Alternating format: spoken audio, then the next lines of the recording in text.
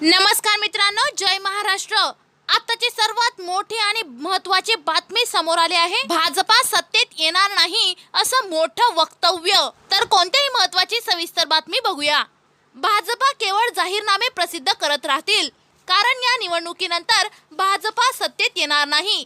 त्यामुळे त्यांना काही वाटेल ते बोलण्याचा अधिकार आहे। वाटेल ते बोलण्याचा अधिकार कायम राहावा म्हणून आम्ही लोकशाही वाचविण्यासाठी निवडणूक लढवत आहोत, असा एल्गार ठाकरे गटाचे प्रमुख उद्धव ठाकरे यांनी केला। पत्रकार परिषदेत बोलताना उद्धव ठाकरे यांनी भाजपावर जोरदार टीका केली।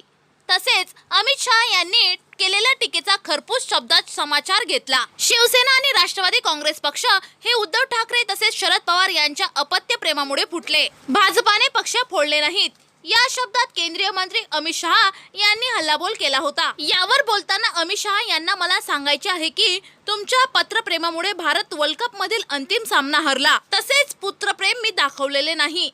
अमित शहा यांचे पक्षातील स्थान काय असा सवाल उद्धव ठाकरेंनी केला। त्यामुळे भाजपा सत्तेत राहणार नाही असा उद्धव ठाकरे यांचा मोठा अंदाज आहे। तर सत्तेत नेमकं कोण राहणार यावर तुमचं मत काय हे कमेंट बॉक्स मध्ये नक्की कळवा। आणि अशाच महत्त्वपूर्ण बातम्यांसाठी आताच व्हिडिओला लाईक, शेअर व सबस्क्राईब करा।